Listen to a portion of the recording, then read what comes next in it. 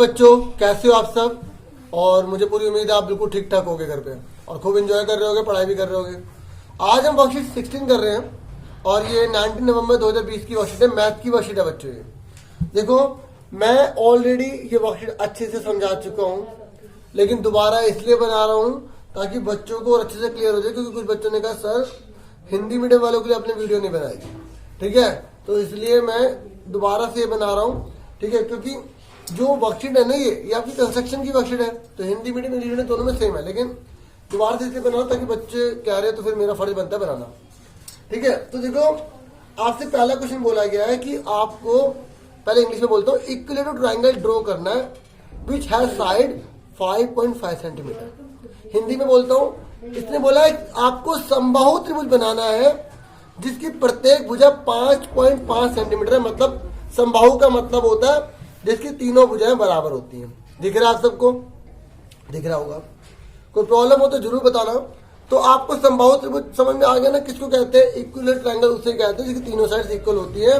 तो ये बहुत सिंपल है बच्चों, आपको स्केल का यूज करना है, कंपास का यूज करना है। ठीक है, तो आप क्या करेंगे, सीधा का सीधा 5.5 सेंटीमीटर ड्रॉ कर देंगे लाइन को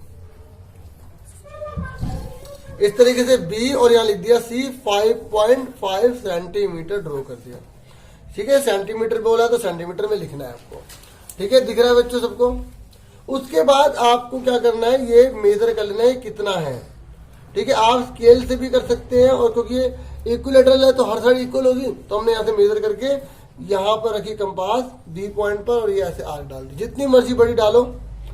ठीक है, और यहाँ पर भी डाल दी। इस तरीके से ये जो पॉइंट आया, मैं थोड़ा डार्क कर देता हूँ, कई बच्चों को हो सकता है दिखाई ना दे रहा हो, इस तरीके से। ठीक है, तो ये जो पॉइंट आ गया इसका हमने नाम दे दिया ए। क्या नाम दे दिया? ए। ये जो मैंने ऊपर ट्रायंगल बनाया ये नहीं बनाना, कहीं आप बनाने लग जाओ, ये सिर्फ आपको समझाया था। कोई भी कंस्ट्रक्शन हो, ठीक है, आप उसे पहले रफ में बनाना करो ताकि आपको आइडिया हो जाए कि वो बनेगी कैसे। ठीक है, तो ये 5.5 आ गया, ये भी 5.5 आ गया, ये भी 5.5 आ गया। सेंटीमीटर लिख देना, सेंटीमीटर लिख देना। ठीक है, उसके बाद लिख देना A B equal B C equal A C equal to 5.5 centimetre. फिर लास्ट में लिख देना त्रिभुज ए बी सी एक अभिष्ट त्रिभुज है। कंस्ट्रक्शन के स्टेप लिखने की जरूरत नहीं है, अगर आप लिखना चाहते हो तो मैं एक बार बोल सकता हूँ।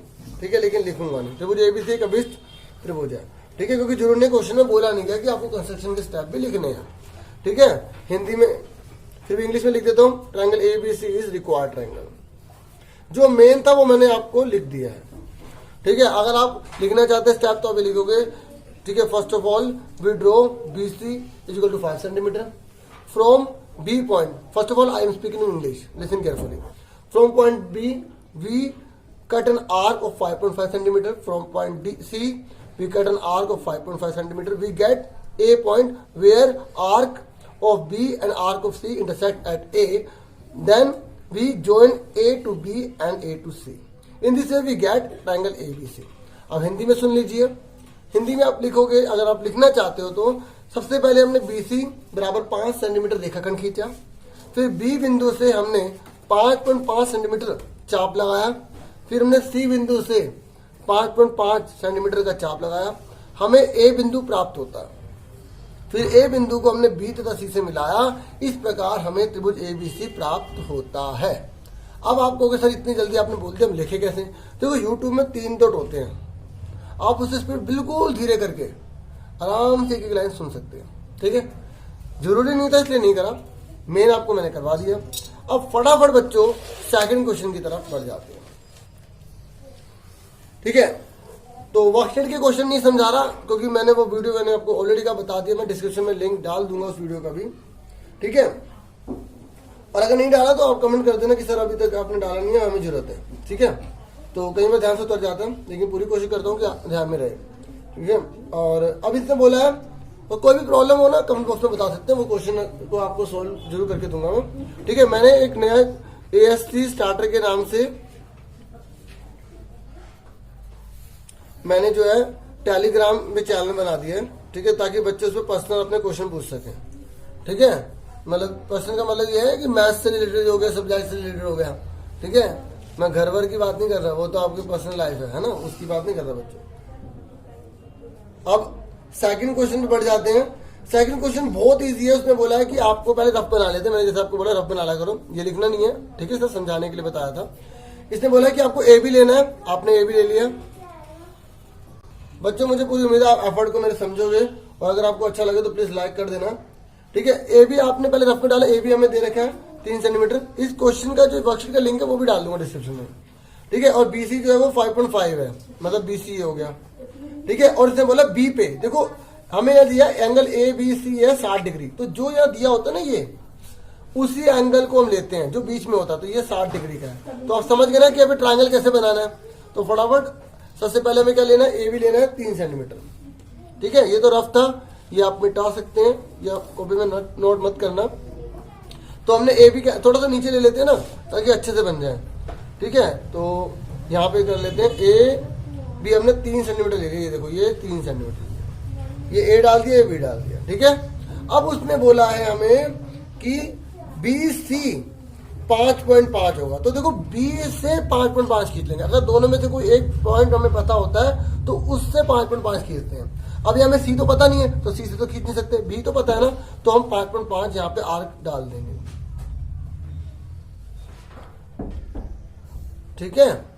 समझ में आ गई। उसके बाद देखो हमें एंगल ए बी सी जो है ना वो 60 दे रखा है, एंगल ए बी सी हमें 60 डिग्री दे रखा है। तो इस बी से हम 60 डिग्री खींचेंगे। आपको डी से खींचना है तो डी से खींच सकते हो, अगर आपको कंपास से आता है तो कंपास से खींच सकते हो। एक बात याद रखना, ये दोनों इक्वल होने चाहिए, अगर आगे पीछे हुए तो भी आपका आंसर गलत आएगा, ठीक है।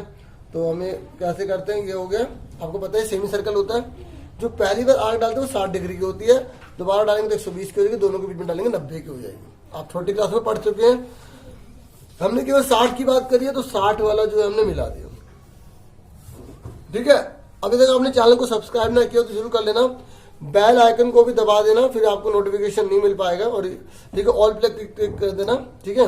अब ये पॉइंट आ गया, तो ये आ गया सी, बस अब आपको पता लग गया सी है, ये ए से मिला दो, ठीक है। अब ये मत सोचना कि सर किसी बच्चे ने तो बीसी नीचे खींच रखा था 5.5 और सर आपने ए बी।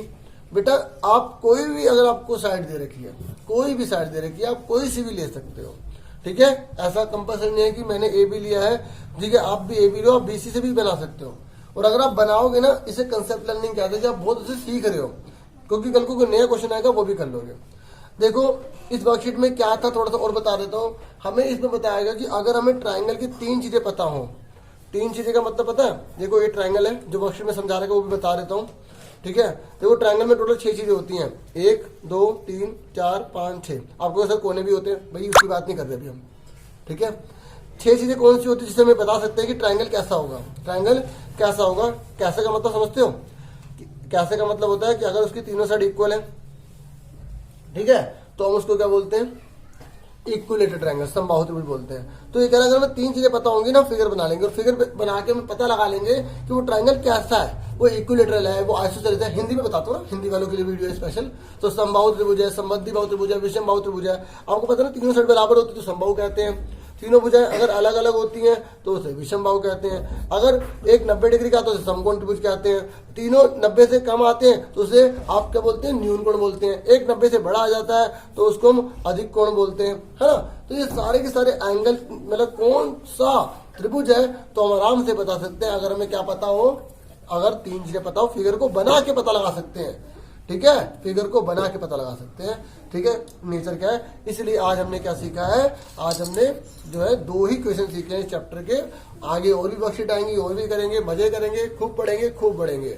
और इसी बात पे लाइक बनता है, लाइक कर देना, और अपना पूरा ध्यान रखना, सब्सक्राइब करना बिल्कुल मत भूलना अगर आप चैनल पर न्यू है तो। और अगर पुराने और अभी तक नहीं करा तो देखो इतना तो बनता ही है, आपके लिए एफर्ट कर रहा हूँ, आप भी मेरे लिए एफर्ट कर सकते हैं।